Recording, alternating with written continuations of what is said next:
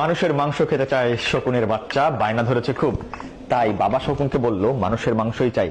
বাবা উড়ে যে এক টুকরো মাংস আনলো, কিন্তু খেতে যেয়ে দেখলো না না, এটা তো মানুষের মাংস না, শূকরের মাংস। তাই বাবাকে বলল মানুষের মাংস চাই। বাবা আবার উড়ে গেল, কিন্তু এবার বাবা আরো এক টুকরো মাংস এনে দিল।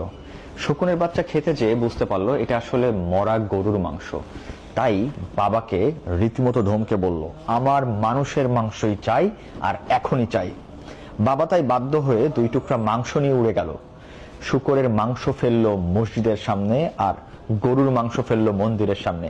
কিছু সময়ের মধ্যেই দাঙ্গা বেঁধে গেল, 100 মানুষের লাশ পড়ে গেল।